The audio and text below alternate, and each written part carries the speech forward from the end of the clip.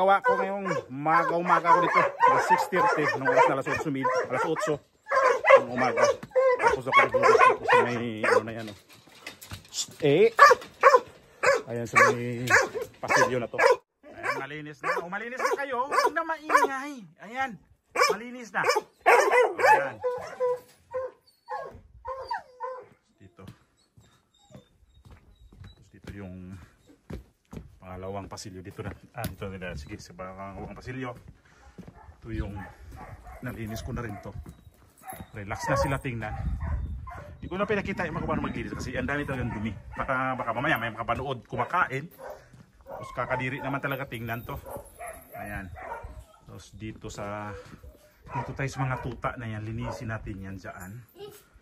Para patapos na tayo dito. Alas 6:30 yata ako dito kanina. Inagahan ko. Tapos yung aso na nakatakas. Wala, di ko na makita dito.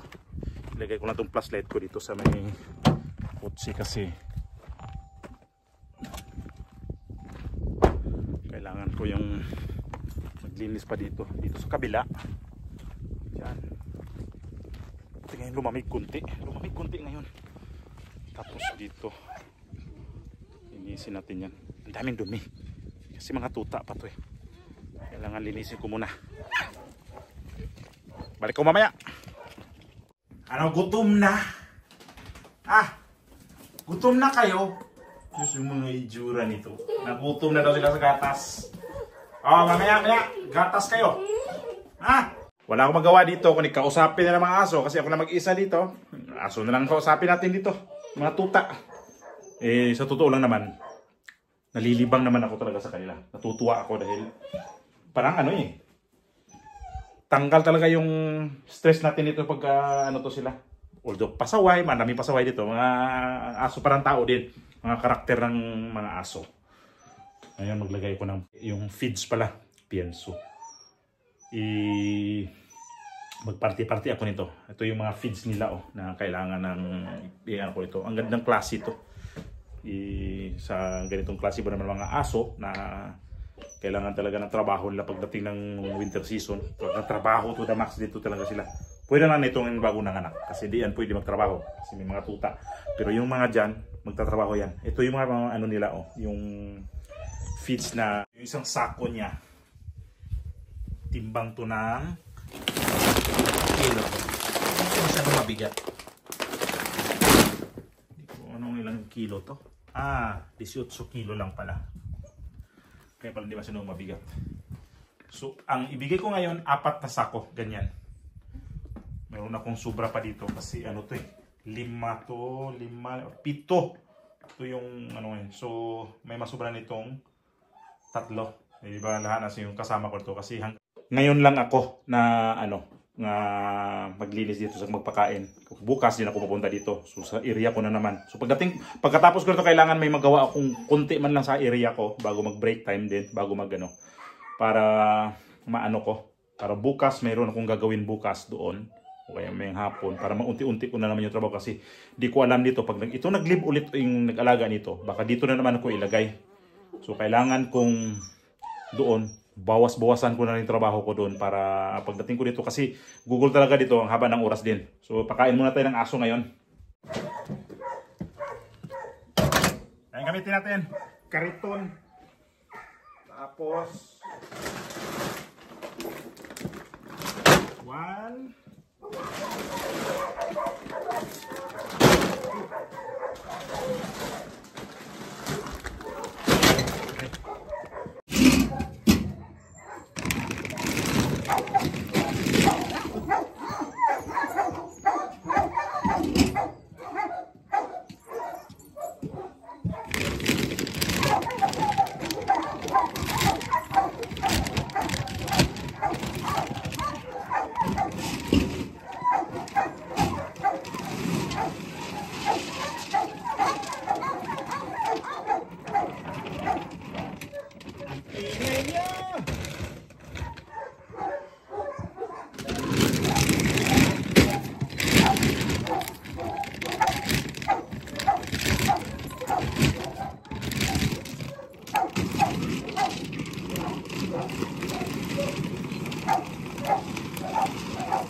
Nagtapo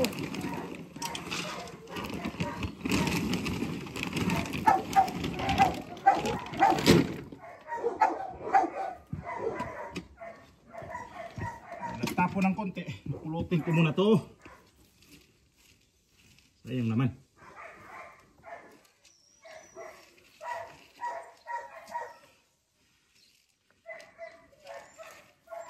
Ito ngayon yung hati-hatiin ko sa mga alaga ko. Pala. Isang pala lang ibigyan natin ngayon. Ay hindi, kalahating pala pala.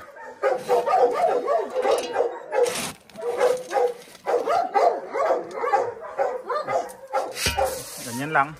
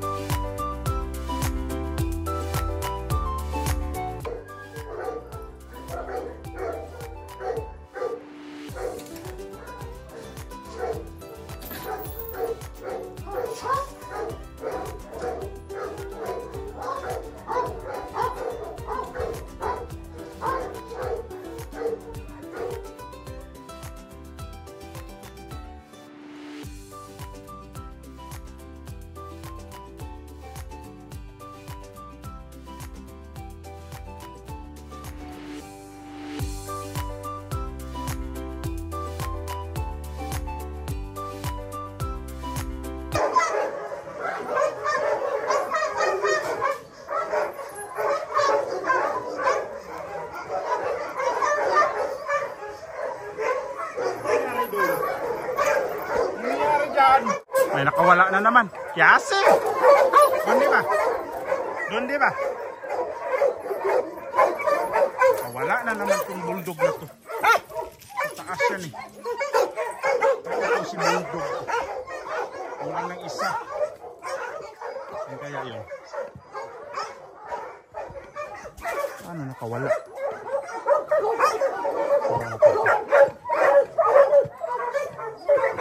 Bulldog!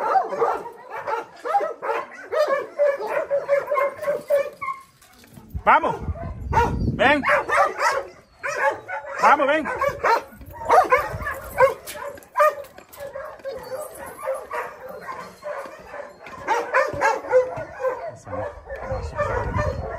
Vámonos! Ven! Vamos! ¿Dónde va? ¿Dónde va? ¿Dónde va? ¿Eh? ¿Dónde va? Ven. Ito butito. Ven. Hayaan ko muna to kasi pagka ipursige ko siya pasok, lalong magwawala. Kaya bayaan ko muna siya sa labas. Mamaya ko na lang yan siya pa doon. Tuloy ko muna yung ganoon pa rin yung ko doon. Mga pagbigay na pagkain sa kanila. Andiyan na naman siya. So, sila narako namin yung mga pinto diyan, hindi na makalabas to. Inaaway nila yung bagong asong dumating. Para maano ko to na inaaway. Ilipat ko yan sa doon. Hanapan ko ng pwesto yan. So, yan. Talagang sinusukod sa tatlo na yan. Kawawa eh. Yan yung bagong dumating. Kailangan ilipat ko sa lumalaban sa kayo. Anong kaya niya dyan? Tatlo yan sila malalaki. Ayan. Susugurin siya. Lipat ko yan siya. Kawawa eh.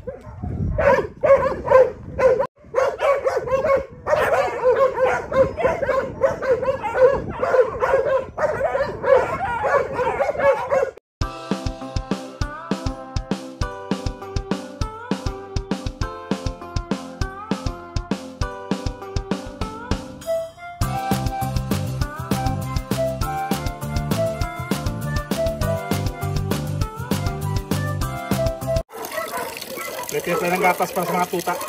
Yung tuta bigyan natin ngayon ng gatas na yan. Dali lang ha. Mayroon na akong prepare dito ha. Naka-prepare na. Ito yung unak. Nakalusot din to. Oh, bugbog ka talaga. Saan ka pwedeng ilagay? Gusto ko. Pasaway ka rin eh. Bukan siya itago. Wala na naman yan bukas. Hanapan ko yan ang pwesto yan.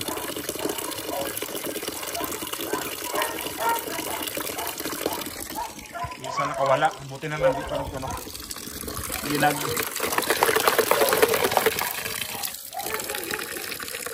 tatakbo kung saan yung isa doon. Kita ko nandyan lang pala pali-aligid lang. Mahirap pagka may mga tuta, matrabaho pagbigay ng gatas, mga ganito. Walang tutunawan mo silang gatas. Ganito trabaho pagka dito. Summer. Binubugbog ka ng mga kasilda mo. Kawawa ka. Hanapan kita ng lugar kung saan.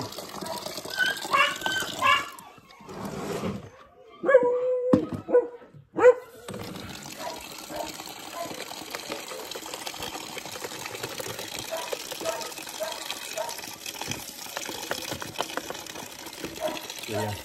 Bigyan na natin to. Ito.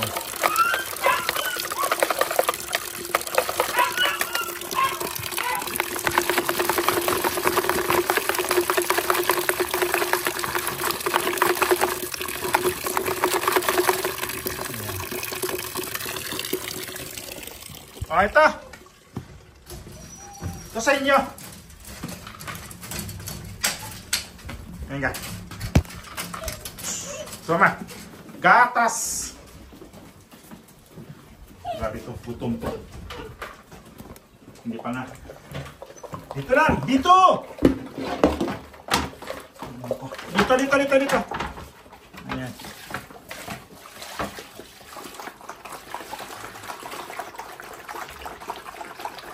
Grabe. Gutom sila kasi kahapon nila nakainom.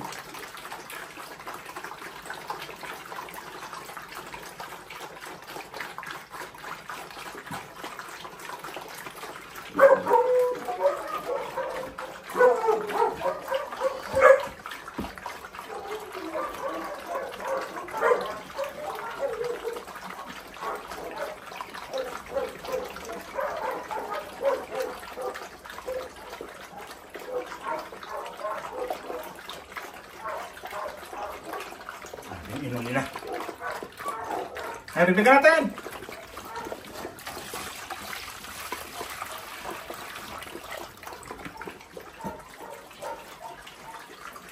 Kaya ba dahil? Kasi yung nanay, iinom din yan. Tsaka na lang yan iwanan pagka medyo busog na sila.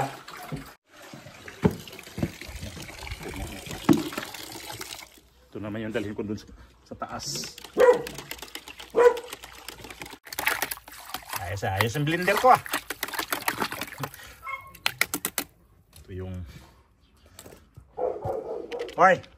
Piyesta ka muna dyan.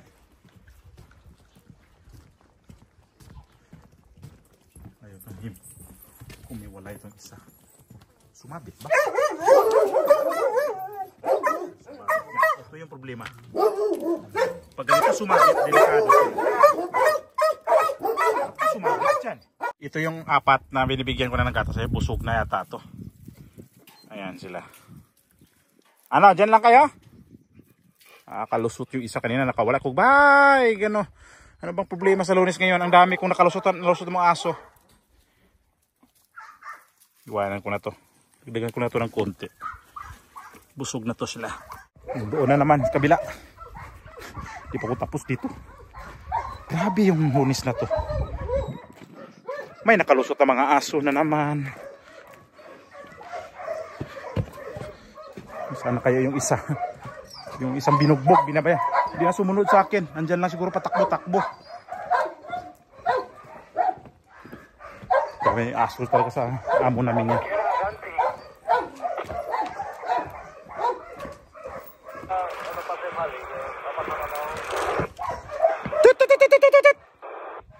Saan kaya? Ayan siya. Ayan. Matakbo. Hindi ko alam kung saan ko ilagay ito ngayon. Saan galing?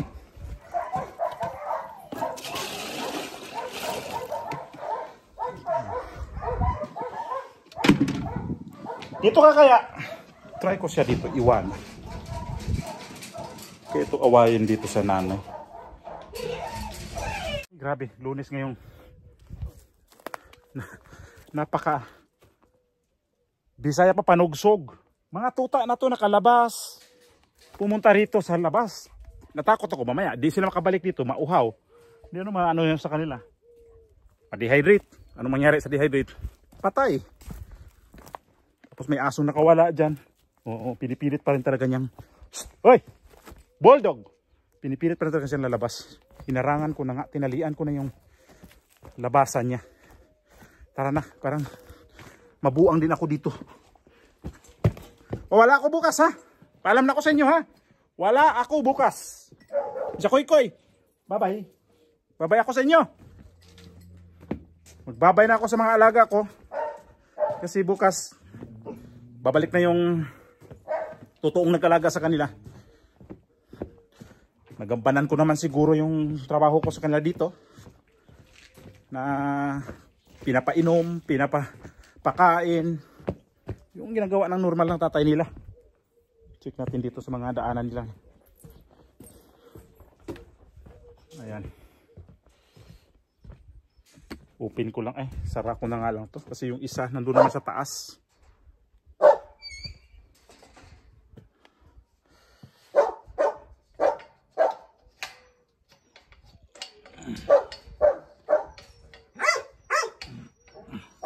Ano yan?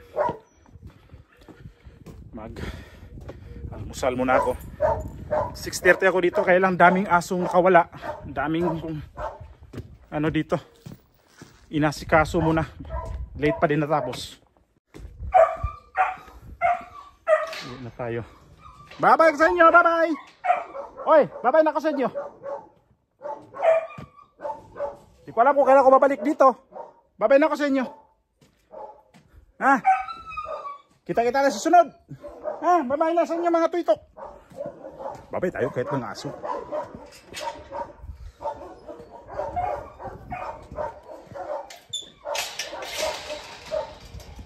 Bulsikan natin dito yung mga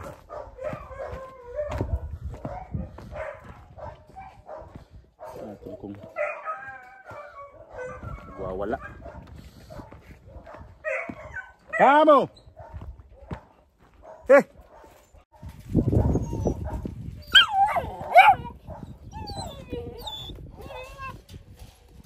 Yan, dyan ka lang muna kasi pag dito ka sa kanila, binubugbog ka sobra. Mamaya mapatay ka. Ha? Dyan ka na lang. At least dyan siguro hindi ka hindi ka sakta ng nanay na yun. Kasi parang kasi laki mo na yung matuta na yan eh. Dyan ka lang, ha? Nakakaintindi siya. Dito ka lang sa amin, dito ka lang sa amin. Kasi binubugbog talaga. Kita niya naman kanina. Grabe talagang kawawa talaga siya.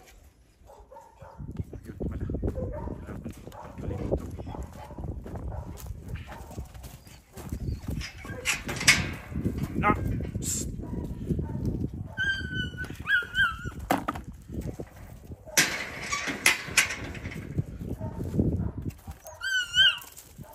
Babay na ako sa inyo. Ha, kayo dyan. Busog yata sila. Babay na ako sa inyo ha. Bukas wala na ako bukas. Bukas di na ako pupunta dito bukas. Ha, babay na ako sa inyo. Alis na ako. Baka iwan na naman ko ulit dito sa Ako naman mag-alaga sa inyo pag nagbakasyon na yung amo nyo. Ha? Sige, bye-bye na. Bye-bye.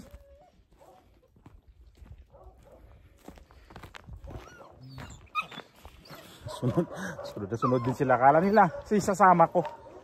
O, bye-bye na. Bye-bye na po. Nako naman. Trabaho. Hirap magiging hanap ng pera. Mga aso, pas lang. Sige.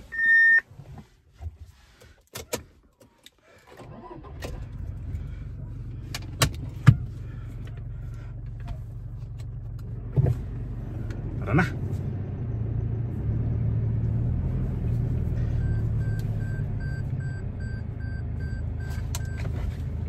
Wala ka ba? Sa baba. Handbrake. Right?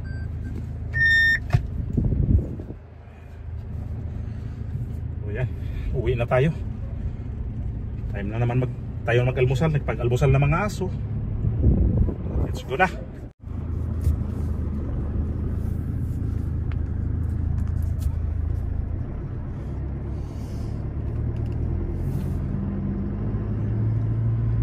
9:59 ng umaga. Natapos ako alas 6:30. Nandito talaga, eksakto ako nag-umpisa dito.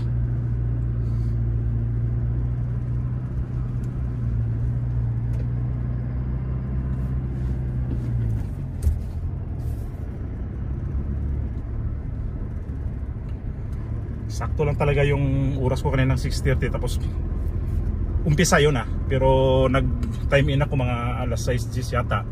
Andar po ko ng motor, tapos naglagay po ko ng robot sa swimming pool bago ko nagpunta dito. Naisip ko nga pala kahapon, ay may ilaw nga pala dito, may ilaw lang dyan, kaya kahit maaga ako magsimula walang problema.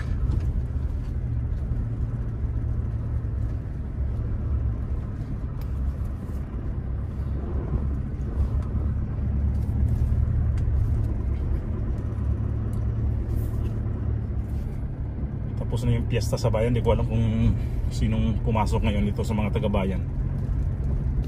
Bukas pa yata sila talaga papasok kasi may tawag pa sila ditong risaka daw.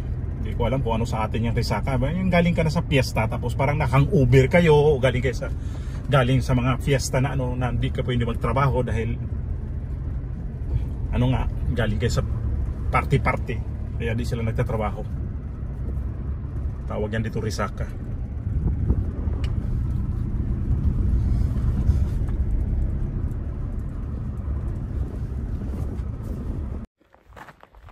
Diyan may isa sa nag-alaga ng aso. Ay, isa nag-alaga ng kabayo. Andun. Naging yung kotse niya. So ibig sabihin pumasok siya. Pero lang sa iba.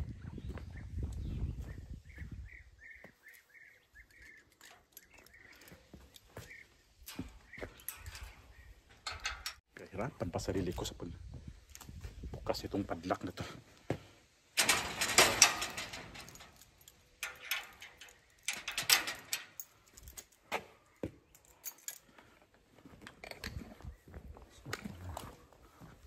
Musal muna tayo. Trabaho ko dito, di ko pa alam kung kaya kabit ko ng sungay na yan. Diyan lang muna yan. Dito. Ito na naman.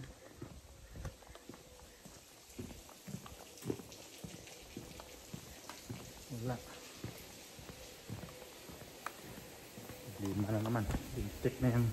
Pandilit na yan.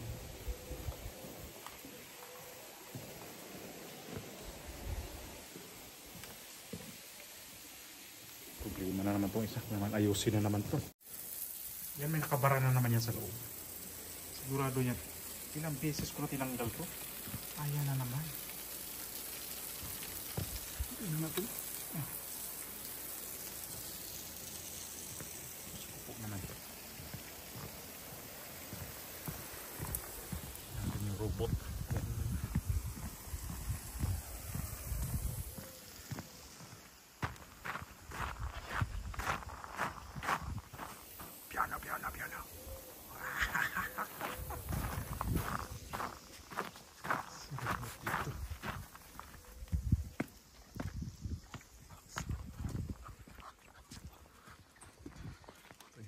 Stop na.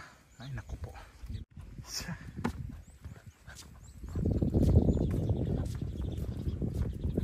Sumabit na naman doon sa dana.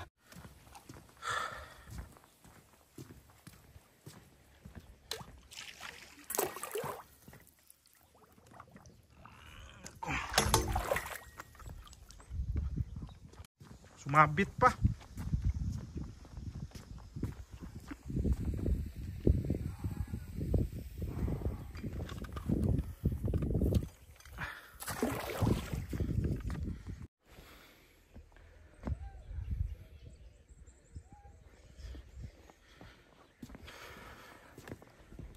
Kurkulo talaga.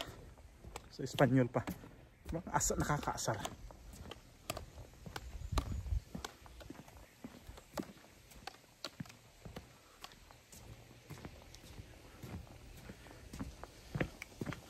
Okay. Kita-kita sa sunod.